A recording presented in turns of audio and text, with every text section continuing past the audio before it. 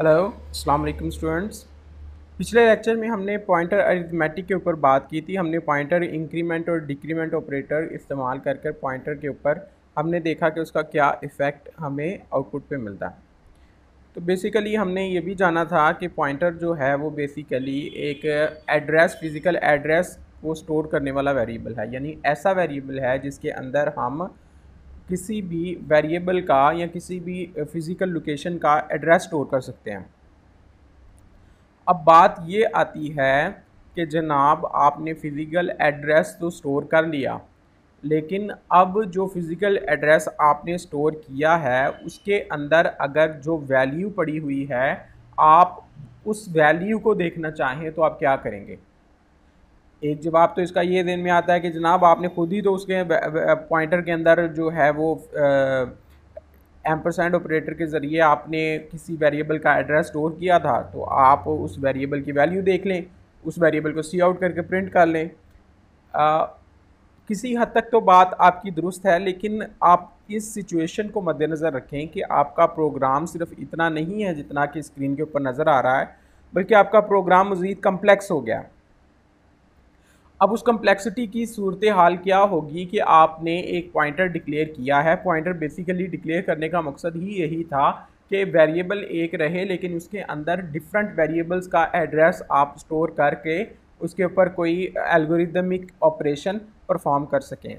अब जबकि आपने उसके अंदर एक पॉइंटर के अंदर डिफरेंट किस्म के वेरिएबल्स का एड्रेस स्टोर करना है, तो बेसिकली तो क्या होना चाहिए जनाब कि आपने जब डिफरेंट वेरिएबल्स का एड्रेस स्टोर करना है तो आपको तो पता ही नहीं है कि किस variable at the time being यानी कि इंस्टेंटेनियस जिस वैल्यू के ऊपर आप यानी कि जिस इंस्टेंस के ऊपर आप उस वैल्यू को देख रहे हैं, आपको तो इस बात का पता ही नहीं है कि किस वेरिएबल की वैल्यू उसके अंदर पड़ी हुई है।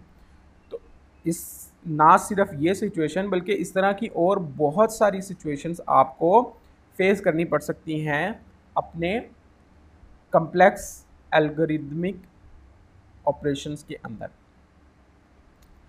यानी कि बेसिकली आप काफ़ी किस्म आपका लॉजिक डेवलप कर रहे होंगे, किसी प्रोग्राम की कोई एल्गोरिदम बना रहे होंगे या कोई लॉजिक बना रहे होंगे, तो आपको इस तरह की काफ़ी सिचुएशंस का सामना करना पड़ सकता है। तो इस काम की सहूलत के लिए जो हमें लैंग्वेज जो टूल प्रोवाइड करती है उसको बेसिकली डी रेफरेंस ऑपरेटर कहते हैं।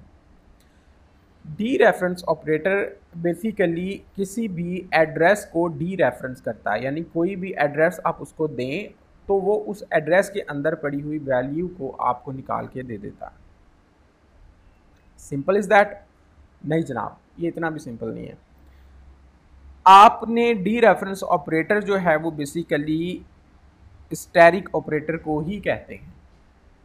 अब समझ में आई कम्प्लेक्सिटी क्या है? बेसिकली आप जब इंट के बाद स्टैटिक और फिर कोई वैल्यू दिखते हैं तो ये बेसिकली डिक्लेरेशन में आ जाता है, यानी कि आप डिक्लेयर कर रहे हैं कोई पॉइंटर टाइप का variable which is pointing to integer. ये इंटीजर नहीं बल्कि कोई भी डाटा टाइप हो सकती है जिसका पॉइंटर आप डिक्लेयर करना चाह रहे हैं। लेकिन अगर आप किसी एग्जिस्टिंग वेरिएबल या एग्जिस्टिंग बेसिकली तो आपने इसको लगाना है पॉइंटर के साथ, ओके। एग्जिस्टिंग पॉइंटर के साथ आप इसको लगा देते हैं तो ये डी रेफरेंस ऑपरेटर बन जाता है, बिल्कुल एम्परसैंड के वेरिएबल की तरह। जब आप एम्परसैंड का साइन किसी वेरिएबल के साथ लगाते हैं तो वो उस बेसिकली वैल्यू आप उसको देते हैं वेरिएबल की, और वो वैल्यू जिस लोकेशन पर पड़ी होती है एम्परसैंड का ऑपरेटर आपको वो लोकेशन का एड्रेस प्रोवाइड करता है। जबकि डी रेफरेंस ऑपरेटर या स्टैटिक ऑपरेटर बेसिकली इसके इन्वर्स काम करता है। आप इसको एक लोकेशन देते हैं, उस लोकेशन की वैल्यू निकाल कर ये आपको दे देता है, यानी आप एक लोकेशन का एड्रेस इसको देते हैं, ये उसकी वैल्यू निकाल के आपको देता है। हम इसको रन करके चेक करते हैं। बेसिकली इसके लिए जैसे कि यहाँ पर जब आप सी आउट करते हैं तो आपको एड्रेस मिलता है, लेकिन अगर आप इसके ऊपर स्टैटिक का ऑपरेटर लगा देंगे और फिर इसको कंपाइल एंड रन करेंगे तो आप देखेंगे कि ये बेसिकली 3 रिटर्न कर रहा है। ये 3 बेसिकली क्या है? ये चूँकि हमने इस पॉइंटर को -1 यानी डिक्रीमेंट ऑपरेटर अप्लाई किया हुआ है, तो इस केस के अंदर ये जो लोकेशन जिसके ऊपर 100 पड़ा हुआ है उससे एक लोकेशन पीछे, इंटीजर के केस में 4 बाइट पीछे की वैल्यू आपको रिटर्न करेगा।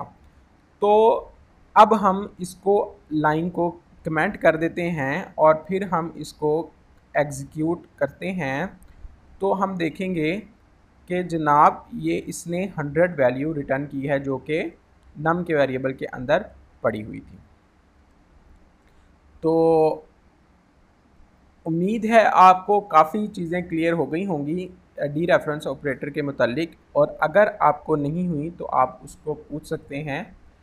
आप इसको प्रैक्टिस करें, आप इसके मुतालिक नेट से मज़ीद पढ़ें। रेफरेंस बुक आप लाजमन कोई ना कोई आपने अगर रखी हुई है तो आप उसके अंदर भी इसको मज़ीद स्टडी कर सकते हैं। बेसिकली आज के लेक्चर के लिए इतना ही, मिलते हैं अगले लेक्चर में, तब तक के लिए अपना ख्याल रखिएगा। अल्लाह हाफ़िज़।